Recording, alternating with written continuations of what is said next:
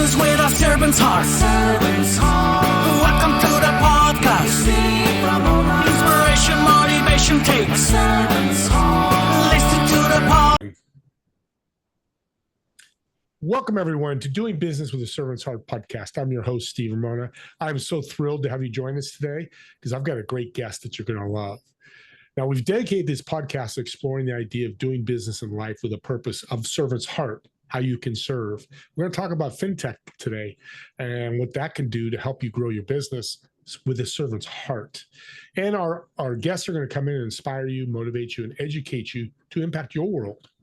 And the impact, we want you to learn how to serve yourself and serve others today. So what you learn today, you could take it and run and serve somebody else with that and help out somebody and give them a gift. I want to thank our sponsor, Pantheon. Join a community of high-income entrepreneurs and business leaders who are creating this world-changing platform to not only change the world, but change the company themselves and change you. For more information, check out the show notes, or you can reach out to me and I'll get you all that information. With that being said, let me get to reset here so I can get you all set up. My guest today is, there we go. My guest today is going to talk about fintech, but more about how he loves serving people and everything that he's done. Let's welcome to the show, Colin. Welcome to Doing Business with a Servant's Heart. Thank you, Steve. Appreciate you being here with me. You bet. What is one thing you love to serve? I love to serve other entrepreneurs that are giving their best to make it. We're all in it together and leaving them in a better spot than how I found them. Yeah, that's fantastic. How is your family? You mentioned before the show, balancing the family and work and being an entrepreneur, we have to do that. Tell us about that. Yeah, it's been interesting. I'm treading new waters, right? New entrepreneur in my own family. I'm the only one in my actual family. I've got one older brother, but yeah, it's blazing a new trail, and so trying to find balance, which frankly doesn't exist in life, but you do the best you can. And so I've got, 4 little kiddos that desperately need my attention and relationship, and then a spouse, my wife. And so trying to find a way to navigate really helping serving others in their business capacity while maintaining a successful and a healthy relationship with your family. That's very cool. And what's one piece of advice you give a family member out there, especially a male that's an entrepreneur? Take a moment to pause and reflect on what's truly most important. Business, we can work as much as we want. No one tells us to shut off and close out at 5 o'clock each day. And so really just trying to find a way to put the priorities in order with family first, and the other things to follow. The good thing too is you're always going to be balancing. It's never going to be perfect. Just knowing that is, you're going to make mistakes on both sides of the fence, and that's just is what it is. And you forgive and move on and do better things. What motivates you to become an entrepreneur, especially first generation in your family? Yeah. It's interesting. About 3 or so years ago, I've been in the SaaS space ever since I'd graduated from college and really helping sell and market. And I was one of the newer ramping, account executives for an organization, had sold $500,000 in 4 months for them, and then got cut. And I was on the first overnight ever with my wife, with no kids at the time, in 7 years of marriage. So please don't wait that long. I don't recommend it, but it is important. And I found out I lost my job while we were out. And the 2 takeaways I learned, Steve, was number 1, nothing's guaranteed. And the second was I should have bet on myself sooner. And that's because we all are in it just figuring it out. No one's quite perfected it. But with that being said, I reflect on Ed Milet's, comments of being the one. And if you go back historically in any wealthy family, there was one person that literally changed the entire future generations to come. And so I feel like that's a little bit of my calling, is if I was kind of stuck in an office, just a 9 to 5, my talents and my abilities are not being, improved upon, and I'm not actually being able to give back to other people like I should and I do today. And so my business model, I actually tailored it to that, which is, hey, how can I help you? I don't charge a consulting fee. I don't keep money I find you in savings. Just who do you need to know and how can I help you? And that's a very natural place for me to sit just by making introductions. And it's been wonderful. And that's powerful as an entrepreneur because not everybody could be an entrepreneur. It's just flat out. Some people have to be 8 to 5, 9 to 6, whatever that is. That's okay. But for you, your passion was, it's not for me. And you've taken Yep. and run with it. Why is tech so excite you? Every time I talk to you, you get so excited about tech. Honestly, I just think there's a lot to be aware of, and there's a lot of upcoming changes that are literally, life altering for many people, whether that's AI or whether that's just other, connections and resources. But it literally can be a huge pivot for a business to go from, 2x to 10x. And they're one relationship away from being able to do that. So I try to help enable them. I'm the catalyst really to make the introduction. Just say, hey, now you've been exposed, and here's, 6, 7 figures, 8 figures in cash flow that you didn't even know was in your business just by way of introduction to 2 or 3 different programs. And that's the servant heart that you portray is, God, I mean, we all need cash. Can't fight that. We got bills to pay. You got 4 young kiddos. They're not cheap. Yep. How do you use the cash flow as a servant's heart in your heart? Because people are like, oh, he's just selling stuff, and you're not. How do you look at that? Yeah, I mean, I think what it boils down to is, at the end of the day, you have to ask the business owner, like, why do you actually do what you do? Like, we could all make money a variety of ways, but what is the passion behind it? Well, I literally want to put food on families' tables. Okay, great. And then what? What's on your wish list? Well, I want to be able to cut a check for $1,000 to every employee just because, and like not sweat about it because I just care about them, right?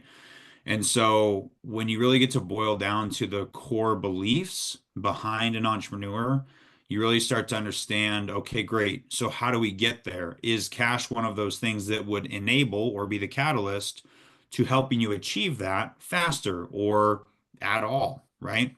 And so I think that's one of the more important things is to identify that and just have a very raw, candid, kind conversation to say, hey, level with me for a second. Like, how do we get vulnerable really, really quick where you and I can have a powwow and end up, uncovering some things that really make a difference in where you're trying to go?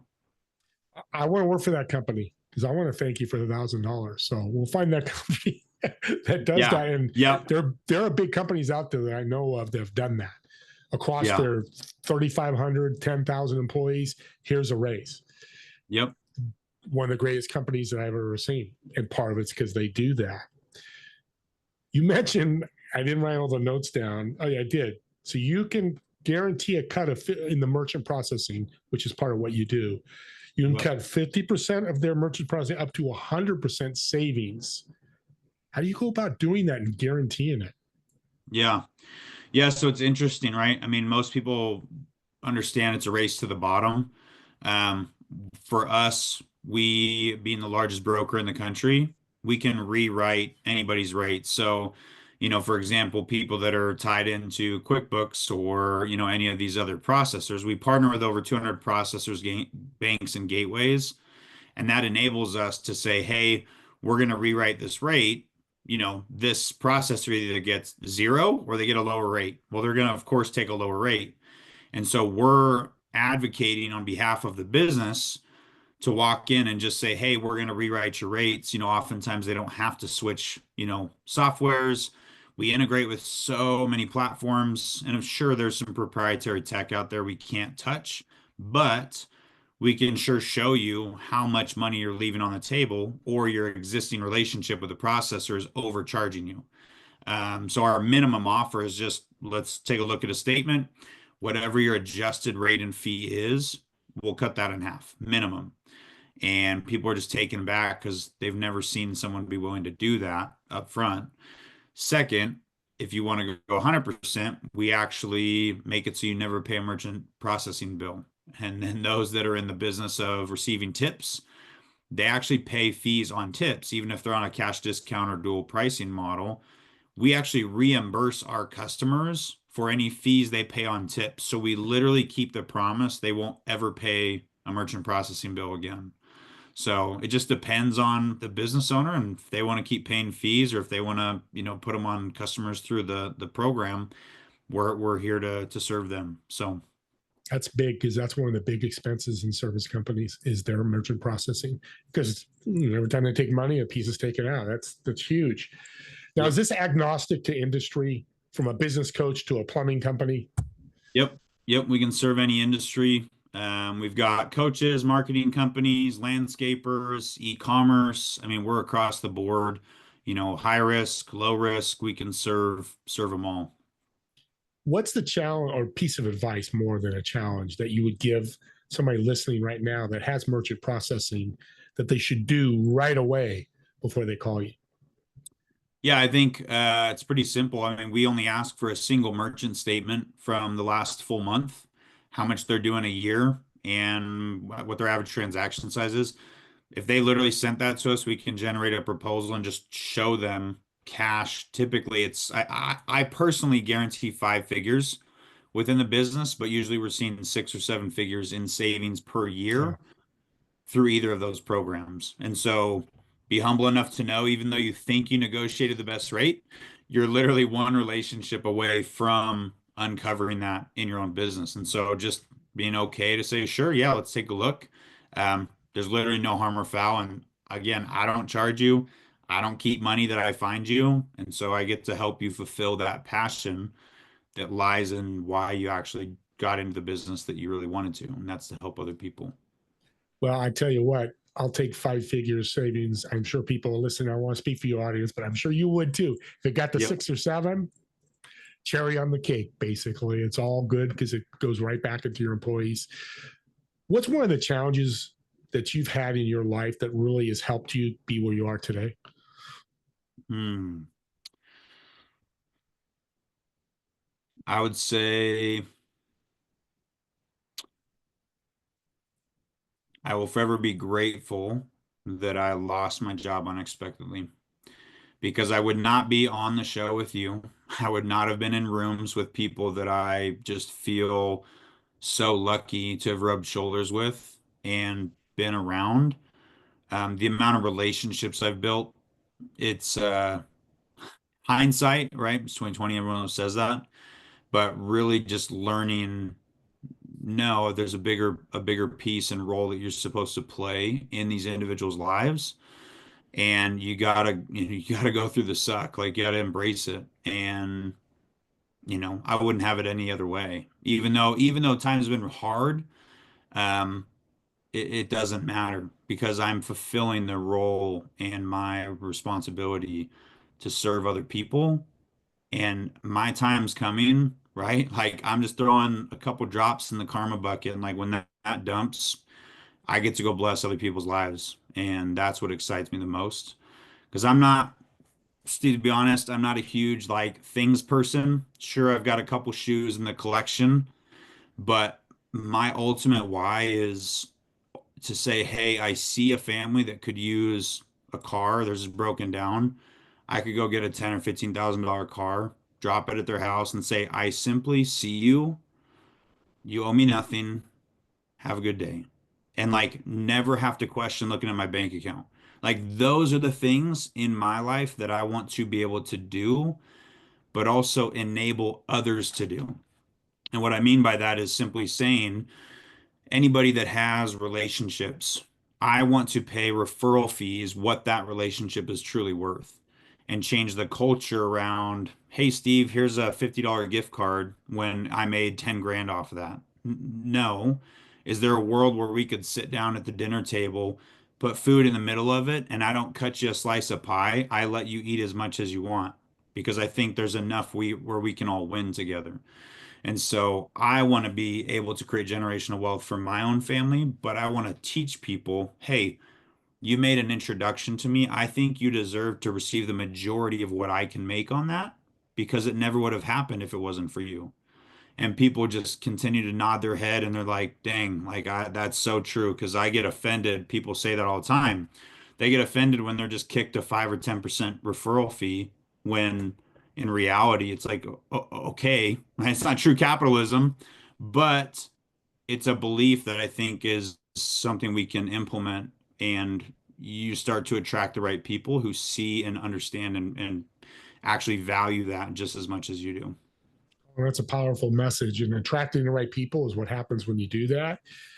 You mentioned partnerships and connecting, and how do you build your network so you can go out and serve other people like you mentioned? Yeah, it's all word of mouth referrals and just relationships. I always look at ways that I can serve immediately, and I just offer, how can I help you? I don't go in saying, hey, I can do this and this and this, and I've got these relationships. But I just say, hey, like, what's a challenge you're going through? Or, like, how can I help you? Is there someone you need to meet? Is there an industry leader? Is there a referral I can send you, a referral partner, or anything like that? And so naturally, when you receive something like that, you want to give back. And so when I find ways to make those introductions, I'm top of mind when the next time they hear something merchant processing or shipping or whatever service I can offer. And so, yeah, I just think it's important to open up the network without expecting anything in return. Skill set every entrepreneur should have. Yeah. Should be one of the many, but that's one of the most important ones because you need people in your business. If you didn't have Yep. people, you wouldn't have made money. Yep. What's the most joyful thing that's happened in your life? Oh. Hard answer, I know, but something that sticks out.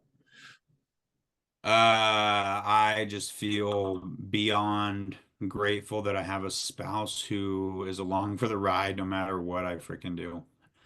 Um, it's been interesting because she didn't sign up for entrepreneurship. I didn't sign up for it, right? But I fell into it when I realized I lost my job, applied for 400 jobs, had one interview out of that. And I said, this is not where I'm supposed to be. I don't know what this looks like. And of course, it's evolved from every service I have has come because of a relationship or an introduction. And so people started to say, hey, I'll pay you a referral fee. Well, there was three metrics that I measure with every referral partner or client, and it's, do they have integrity? Are they ethical? And is the service or company compliant? If they're not, not touching it with a 10-foot pole. But I will tell you, my wife has sacrificed so much with our little girls, letting me work an extra hour or two and just saying, hey, like, are we okay? I'm going to do my part to help support you. And having kids is probably next to none the second best thing when they get to open my office door and you get daddy. And I got four little girls, so I don't know what it's like having the boys, but I sure know what it's like having girls, and I would never change it for the world. It's powerful. It's being a family man definitely teaches you lessons in business. You treat your family the same way you teach your business people, you're going to be successful. How level we can't, we don't know that. Only the man upstairs does. By the way, I want to thank you for your service. I believe you served. So I had done my Eagle Scout project for a local engineer battalion. So I do have a flag that sits next to me. Yes. Was flown in Kuwait for the gentleman that served and disarmed roadside bombs years ago when we were in that war. What's his name? So it was actually, this flag was flown at their headquarters. So it was not an individual who Okay. passed, but that was their gift back to me when I sent over 2,000 pounds worth of food, stationery, movies. I mean, all of these contributions from the neighborhood. And so I finally finished my basement, a while back, and I said, hey, this is the spot that this flag in the box gets to sit That's next to me. So, so great. Well, you thank you for their service, the people in yeah. Kuwait, as always. And what a tribute. Holy moly. Let's end with this question. What's the future look like for Colin? Uh, I think there's some pretty large opportunities on the horizons to be able to make ridiculous introductions that change other people's lives that they otherwise never would have had. I think about myself, Steve, as like the Oz behind the curtain. I don't need the recognition. I just want to see magical things come from those introductions.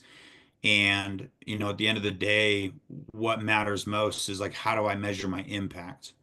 And if I could say, hey, I paid out, Steve or this referral partner, they ended up making, 10 grand a month. Like, what did you do with that? How did you bless other people's life? Like, I don't know if I can measure that, but I think the future's bright with being able to be the catalyst and just teach people how to love and support and listen and figure out how they can help other people because we are so focused on just what we're doing that we lose sight of really opportunities like this, right? We were introduced by a referral. Hey, you've got to talk to Steve. You guys have synergies, love it. Like you guys are just going to take off. And then fast forward a few months, here we are on the show. And so I feel very blessed to be in your presence and also, be able to share some messages with your listeners. Thank you. And we're blessed as well. Let's end with a fun question. So I've got a reservation at a restaurant for you, table for 4. You obviously sit in one of the chairs. You've got 3 empty chairs. Who would you invite, whether they're dead or alive, doesn't matter, and what food would you order? Oh boy. Yeah, that's a It's right off the cuff. it's a thinker one. Uh, I'm gonna say a couple sports people that are legends. Michael Jordan, Tiger Woods, because I love golf. Uh, and then I think one of my ancestors. I don't know who that is, but the reason I'll say that is because I truly believe that they surround me often when I'm at a low point or I am questioning if this is what I should be doing. And there's over 4,000 people that have come before us for like me specifically to be here on the earth. And so I just feel like if one of them were to say, hey, I've been cheering you on for quite some time, that would be pretty influential. Selfishly, Michael Jordan, having been a great athlete, so with Tiger Woods, and they've built brands in their entire life. Huge. As for what we're gonna order, shoot, I don't know what's gonna come on the plate. I love sushi personally, There you go. so regardless of what they want, I know that I'm ordering some really good sushi, and I can There tell you them, go. hey, get whatever you want. Yeah, exactly. That's the way to handle a table. An audience, if you have a table that you want to share with me, send it to me and what food you'd order. I'd love to hear that. Thank you. You're a God, you're a blessing, Colin, what you're doing. You're helping people, you're successful and still helping people. I know people listening and want to reach out to you. How can they connect with you? Yeah, they can reach out to me. LinkedIn's a great spot. If anybody wants to reach out directly, I'm on Facebook and Instagram, but on the professional business side, you can send me an email as well. Just call in at finserve360.com. Or if you don't find that, just shoot me a message on LinkedIn and let's find a time to chat. So I just want to see how I can help people. So Awesome. But thank you so much. Again, a blessing. Audience, subscribe to the YouTube channel. Share this as a gift. This link is today's a gift. If this motivates somebody, I know Colin will be stoked if you shared it with somebody. And even more stoked if they reached out. But if they just listened and listened what Colin's saying and what he's done, lost his job and it changed his life for the better, a lot of people need to hear that story and go, I have hope. So share these links out, gift them out. It doesn't have to be this podcast, any other podcasts that you're listening to. These are truly gifts. And as always, me and Colin want to thank all of you for watching or listening to this podcast. We'll see you on the next episode of Doing Business with a Servant's Heart. Have a great day, everyone.